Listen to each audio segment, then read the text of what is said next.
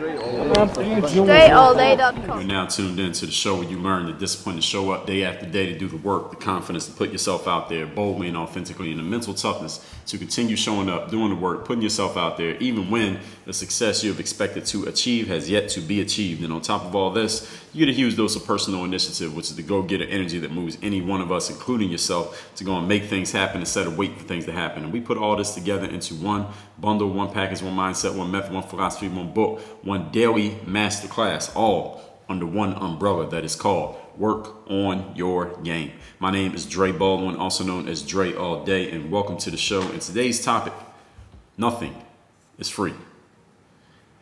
Yes, you heard me correctly. Nothing is free. Maybe some of you already noticed, but we're going to go into depth on this here today's topic. Now, before I even get into it, I want to remind you or inform you that I have a text line where you can text me and tell me the most insightful, valuable point that you got from today's episode. If you have a follow-up question on something that I shared here today, you want to know if I have a sister masterclass on anything that is referenced here today that is not listed down below in the show notes, then send me a text. Tell me what that is. My number is 305-384-6894. Again, 305-384-6894. Now, the topic being nothing is free. Understanding it costs money to be born. Any of you who have kids, was it free to have that kid? I'm talking about just the birthing process. I'm just talking from conception all the way to the day that you walked out of maybe you went to the hospital, maybe you had a home birth, whatever it is that you did, to the point that that child was born. Was it free? No, it wasn't free. It cost you probably a good amount of money. Whatever doctor visits, if you had a midwife, you had to pay the hospital, you had to pay for whatever formulas and stuff you needed for the doctor, any kind of checkups for the mother-to-be and now mother, all the clothes for the kid, the baby shower. That stuff wasn't free. It's not free to be born. Any of you who has ever paid for or know anything about the cost of a funeral, was it free? No, caskets ain't free. Our burial grounds are not free. The suit that somebody gets buried in is not free. And whatever you got to do if a person passes away and they lived in a home by themselves, you got to go and get their stuff out of that place. And whatever it is you got to do to settle and reconcile wherever that place was that person died at, all right, all those things cost. It costs money to be born and it costs money to die, and everything in between costs money. Everybody who's listening to me right now, however you are listening to me, that device was not free. Whatever you paid for that allows you to transmit the sounds from the server that we deliver from, being SoundCloud, and to your device, your phone or your computer, that wasn't free either. That Wi-Fi is not free. Your data plan is not free. The clothes you got on are not free. The food you ate today, not free. The electricity, not free. Whatever you're about to do, wherever you are going right now, not free. The car you're riding in, not free. The bus you're riding on, not free. The plane that you're in, not free. Everything costs money. All of life costs something. Today we're going to talk about the cost of life, both tangible and intangible, literal and metaphorical. Point number one, the topic once again, nothing is free. Number one, no matter what you do in life, for anything that you actually want, at least anything that has any value whatsoever, you'll have to pay. Success costs. I told you how to reach success. There are 5 forms of investment. I told you about that in episode number 609. Time, money, attention, energy, and focus. You must pay all 5 in order to create success in life. Whatever you're successful in your life, tell me, have you created success in anything in which you do not put in all 5? Time, money, attention, energy, focus. You have a solid relationship with your significant other, or even personal friends. You put in time, money, attention, energy, and focus. Freedom is not free. Even in the United States of America, where not everyone who listens to the show is from the USA, but I would say the bulk of our audience is from the United States. This is the most free country there is. Even in the United States, freedom is not free.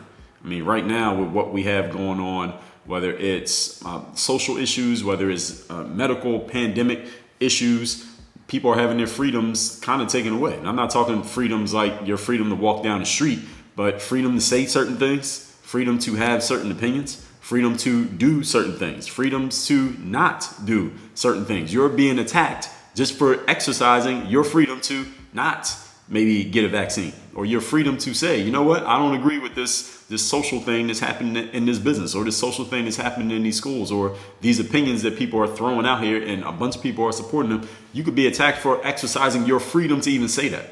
You could be attacked for your exercising your freedom to not do something. All right. Someone wrote a book that says, okay, if you don't do this, then that means you're racist. And if you do it, then that means you're anti-racist. You could be attacked for your freedom to do nothing. Your right to remain silent. You could be attacked for that. So being free is not even free anymore, because now there's a cost that you got to pay even for the freedom to have certain opinions, or again, to take or not take certain actions. Power is not free. All right, everyone's heard of the phrase, paid the cost to be the boss. Everybody heard of that before? Now it has become cliche. It has been cliche for a long time, but the reason that many things are cliche, because often they are based in some actual truths. All right, they're based in some real things. The cost to pay to be the boss is a real thing, because not everybody can be the boss. Not everybody can have power. And many people, when they find out what it actually costs to acquire power or to have power accrue to them, realize that maybe they don't want to pay that cost. Maybe they don't want that power as much as they thought they did. There is a real cost there before, during, and after being a person in charge. I mean, you look at something like the president of the United States, whoever the president happens to be. There's a cost to becoming the president. There's a lot you got to put into actually winning it. We could talk even literal costs, how much money you had to spend, how much money you had to generate and then spend, get donated to you, then spend in order to win an election. Then how much does it cost you during the time that you are the president? And then after you're the president, half the country doesn't like the things that you did, and someone always going to have an issue with, half the country will always have an issue with whatever it is you did or did not do while you were president. It's a very stressful job, or so I have heard.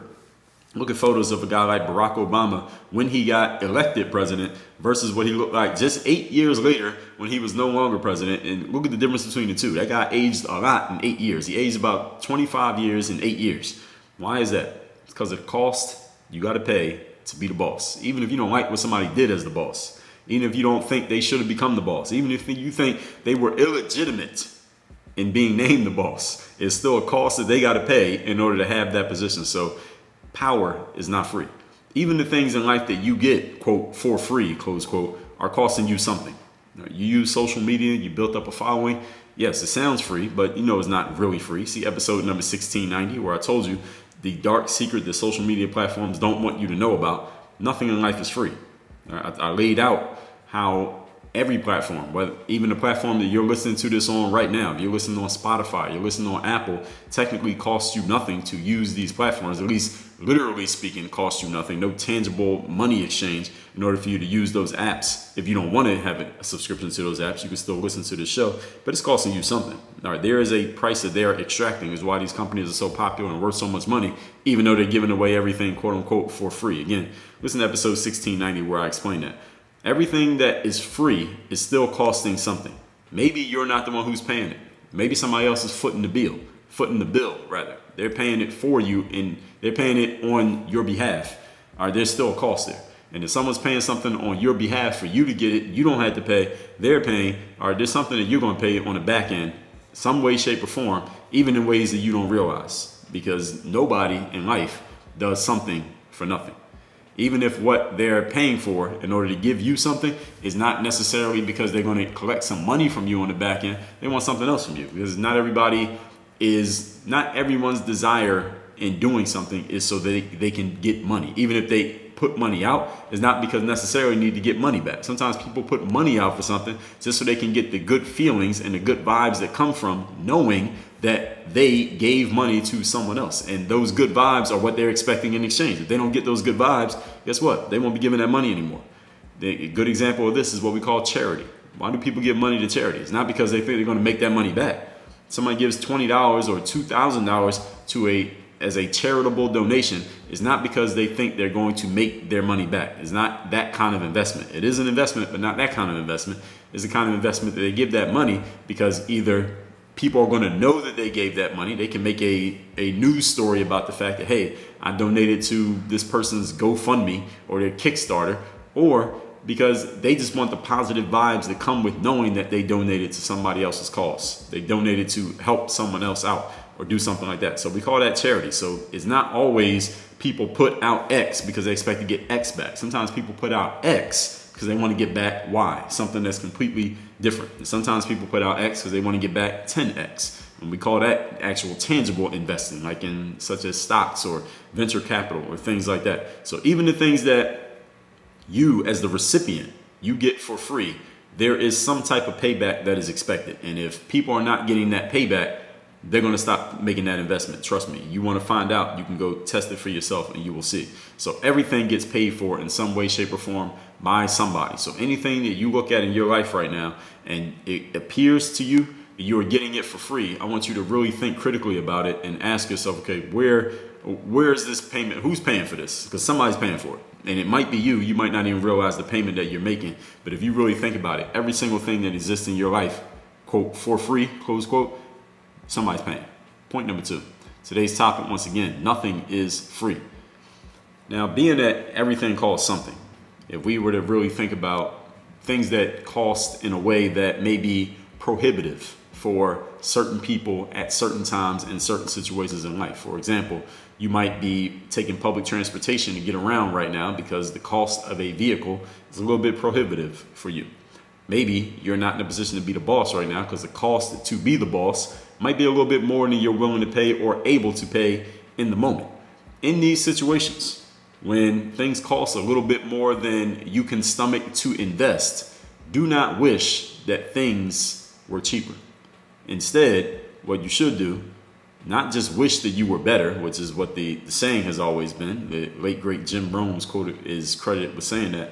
What you should instead do is strategize to acquire more resources so that you can do and have what you want to do and have. And we might as well take another step and say, be who you want to be, do what you want to do, and have what you want to have. Going over the top of the problem is what this is. I talked about going over the top of the problem in my book, Work on Your Game, the situation where I was in a plane and I was sitting in a regular seat in the economy section of the plane and someone reclined their seat back and it was right there hitting my knees. I asked them to put the seat up and they did. But I thought to myself, well, what if they decided they didn't want to and they had the right to not put the seat up? This could be a problem over and over again. So I went over the top of the problem by never putting myself in that situation again and choosing different seats every time I got on the plane. That's going over the top of the problem, not actually changing the situation so that the problem, that thing doesn't exist, because that thing is going to exist all the time. There's certain things in life that we can't stop from existing. You can't stop the fact that, at least in our lifetimes, pretty much, to have a car is going to cost something. You got to pay for the actual car. You might be making payments on the car. You got to pay for insurance. You got to pay for the gas. You got to pay for the registration that has to be updated all the time. There's maintenance on the vehicle. It's going to cost to have a vehicle. So don't try to combat the fact that cars cost money or that there's insurance. Instead, go over the top of the problem that the car costs money and make yourself more money so that the cost of the car is no longer your issue. It gets to the point where your issue becomes, all right, which car do I want? Because now I can afford any one of them, because you got your weight up to the point that you went over the top of the problem that it costs something. Now your problem is, which one do I want? Because I can get any one that I want. So that's what I mean when I say don't wish that life was cheaper. Instead, angle yourself, not wishing, but angling and strategizing to acquire the resources that you could get whatever you want. It doesn't matter whether it's cheap or expensive, again, relatively speaking. The value of things in life is often not just in having the thing, but in what it takes to get the thing. This is why any of us buys luxury items. Why do people buy luxury? Why does somebody buy a handbag for $2,000 when you can get a handbag from the Dollar General store for $15, or you can get one from Target for $25? Why? I mean, the bag does the same thing. All you do is put your phone in there and let's just say a lady's handbag. I don't carry handbags, but there's some men out there who do the man purse thing. It looks good on certain men. Not for me, but certain men, it works for them. When you get a handbag, what do you put in there? You put your phone in there. You might have some chewing gum. I don't even know, whatever other kind of knickknacks that you keep in that handbag just in case you need it in the moment. But what does the $2,000 handbag do for you that the $25 handbag does not do? The answer is nothing. They do the exact same thing. Why does somebody buy a luxury vehicle for $125,000 when you can get a smart car or a Toyota or something like that for $12,000, $20,000. Why does somebody spend so much more money for the luxury item? It's not because of the thing itself. It's because of what it takes to get it and the signal that you're sending to everyone else when they see that you have it. See, when you walk into the room with that $2,000, let's say the $25 handbag, nobody really notices the handbag. Well, some people do notice it and they say, it was that cheap handbag they have. And then if you walk in with the $2,000 handbag, it's giving a signal to everyone else in the room that you have the resources, or at least you had the resources, to acquire that handbag. It's saying something about you. It's giving people, it's a nonverbal communication that you're making to everyone else in the room. And that's worth something to people. How do I know that that's worth something to people? Not because I can read their minds, but because we can look at their actions. If it wasn't worth anything to anyone, then places like the Design District here in Miami wouldn't exist, or like the Bow Harbor shops here in Miami wouldn't exist. If you don't know what those places are places where all the stores are luxury item stores, and those places are very popular places. If you go to them right now, I'm recording this in the middle of the afternoon on a Wednesday, there'll be a whole lot of people walking around milling about in those places. Why? The reason that there's so many people in those places is because those luxury items send a signal, and people are willing to pay for that signal. People are willing to invest in that. So many times in life, it's not the thing itself. Again, why buy a pair of, I remember back in the late 80s, going into the early 90s, when Michael Jordan sneakers, the actual Jordan brand sneakers from Nike, they start charging $100 for these sneakers. It was a big deal. $100 sneakers. Who would ever pay $100 for a pair of sneakers? The reason why people paid $100 for a pair of sneakers is not because the shoes necessarily made you run faster or jump higher or play basketball like Michael Jordan. The reason people paid that money for those sneakers is because the way it made them feel, what it took for them to get it, the feeling that they get when they put those shoes on, and when they see other people seeing them in it, people are willing to pay for those things. A sports trophy, for example, when a team wins a championship or a player wins the MVP award and they have that trophy sitting on their mantle at home, the trophy is cool to look at. Yes, it's a nice trophy, but what is the trophy really about? When a team wins a trophy or a player gets a trophy, the trophy is really about the blood, sweat, and tears that allow you to be the person who has that trophy. It's the fact that you have it and that there ain't a whole bunch of trophies for everybody else. Every team in the league doesn't get a trophy at the end of the season. Only one team gets the trophy, and that's the team that won the championship. That's what it's worth for you. Now, these days, now that's starting to get watered down. Now we're starting to have participation trophy culture where everybody gets a trophy. Now the trophy's not worth anything anymore because everybody got one. All right, those trophies should go in the trash. The blood, sweat, and tears that allow you to be the only one who has a trophy in those situations, that's what it's worth. It's not the trophy itself. Who cares about the trophy? It's probably some cheap metal or cheap plastic, but it's the fact that you have it and what it took to get there. That's the value of it. And seeing it just reminds you of that energy. All right, it's not the item, it's the energy behind what you think about, the story behind that item that really makes it worth it. If there's something that you want in your life right now or in the future that you can't afford, do not be mad at the thing, whatever that thing is, the handbag, the shoes, the trophy, or the salesperson for having the price be as high as it is. Be mad at yourself for not being in a position to get it. All right, don't be mad at the team that won the trophy because you don't have it. Be mad at yourself because you weren't good enough to beat them, and that's why they got the trophy. Even better, you know what? Don't get mad at all. What you should do instead is figure out what has caused you to be in this unwanted situation and then make a decision to change the situation. Now, let me go work on my game so that next year I do win the trophy. We win the championship. Let me go, make sure I'm setting my business up in the right way and raising my prices to reflect the value that I'm giving, and then do the work to find people who are willing to invest in that value so that then I'll have the money that I want, so then I can get the $2,000 handbag instead of this cheap bag from Target. All right, this is just a decision that you have to make, going over the top of the problem. Point number 3. Today's topic, once again, is nothing is free.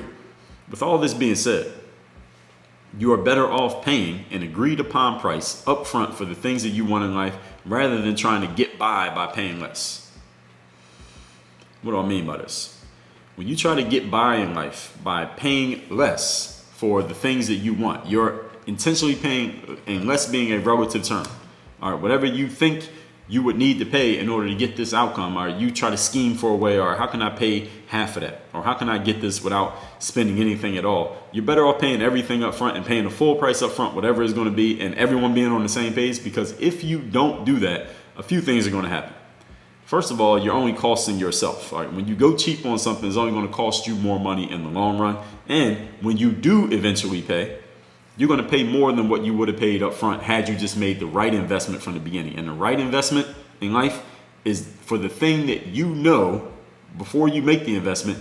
This is the thing that's going to last. This is the thing that's most going to be worth it for me. This is the thing that I actually need based on the goals that I have and where I want to go. And again, that right thing, that's a decision that you have to make. But you got to make these decisions before you even make a decision to buy anything. You got to have decisions on what I need. Or what do I need to pay for? What investments do I need to make? Where do I need to put my time, money, attention, energy, focus based on what I want to have, then based on what I want to do, then based on who I need to be as a person. I'll give you an example. When I was getting into my professional speaking career several years back, I didn't really have any, actually, I did have a pair of dress shoes, quote unquote dress shoes. I got these shoes from Target. This is a true story. I got these shoes from Target. They were about $30. And those are the only shoes that I had because I never went anywhere in which I needed to wear dress shoes. I was playing professional basketball, overseas. I've been playing, basketball. When I played basketball, I was in the United States. And even when I was not playing ball, I live in Miami, I was wearing those basketball sneakers, basketball shorts, sweatpants, t-shirts, hoodies. That's the way that I dressed all the time. The only time I would need to wear those shoes or anything is if I went to somebody's funeral or I went to a wedding. I wasn't going to any job interviews. I already had a business that I was running. I didn't really need them. So then when I started doing professional speaking, I remember Anna looked at the shoes that I had. And she was like, well, you can't step on stage wearing those shoes. And I said, why not? Because I knew how good my material was. I said, I'm going to be a better speaker than anybody else on that stage. And she said, well, listen. And she didn't say it in exactly so many words, but what she explained was the signal that you would be giving people if you stepped on the stage with those cheap ass shoes on is that you don't really invest in your own appearance, which means your value probably is not as high as it seems based on your speech. So the people wouldn't even heard my speech because they would have been listening so loudly to the signal that those shoes were sending. So we went to Nordstrom and I invested in a pair of dress shoes. I think the first pair I bought, I think they were some Lacoste shoes, and they were about $180. No, not Lacoste. What are they Lacoste? Yeah, maybe Lacoste or Boss or something like that. Maybe I had a couple pairs, but Boss or Lacoste, something like that. They were around $180. And I remember the loafers that I got, the Lacoste ones, they got wet a little bit, maybe in the rain or something like that. And they basically were in tatters, and I hadn't even worn them that many times. I was only wearing them if I was going to some type of event or speaking or something like that. Not that often, maybe once every couple of weeks, couple times a month. They started to fall apart, even though they were $180. So then we went back to the store. I said, all right, I'm gonna get me a higher quality pair of shoes. Because I remember I've been listening to Zig Ziglar's Secrets of Closing the Sale. And that's a book that all of you should read. Zig Ziglar, Secrets of Closing the Sale. He did it, I believe, as a presentation on audio tapes back in the day, like cassette tapes back in the day. So you can find the audio, which is probably available on YouTube. It's on every streaming service. So if you have Apple or Spotify, just look up Zig Ziglar. He has a ton of presentations that are out on those streaming platforms. So go find it. And, anyway, in one of those presentations, Zig was talking about this, how he would sell products to people. And he would sell the more expensive product because, as he would explain to his prospects, it will last longer and it will actually be cheaper in the long run. Because if you buy, he gave the example of buying a bicycle for your kid. You buy the cheap bicycle that might cost, let's say, $20. After 3 months, you got to replace one of the wheels that costs you $15. Then you got to replace the handlebars that costs $20. Then you got to replace the seat that costs another $15. Then you got to replace the other wheel that costs you another $25. Then you got to replace the handlebars again a year later, costs you another $30. And before you know it, you spent $300 on the cheap bike. Whereas if, on the other hand, you had just bought the $100 bike up front, you wouldn't have had to incur any of those repair costs. So in the long run, yes, you put up more money up front, but in the long run, it actually saves you money because you have a higher quality product. So anyway, when I went back to Nordstrom the second time, Anna was able to maneuver and get those shoes returned, even though I think we went to one store and they were trying not to take them. Then we went to another store and she got them to return them. She's a master at that. But anyway, the second time I bought me a pair of, what are they called? The Ferragamo loafers. And these were about $500. Now I still have these shoes and they're still look and smell like they just fresh out of the factory because they are just a higher quality product. Now, do these shoes get me around any faster? Do they help me be taller? Do I jump higher or make better jump shots wearing these shoes or give better speeches wearing these shoes than I would with the $30 shoes from Target?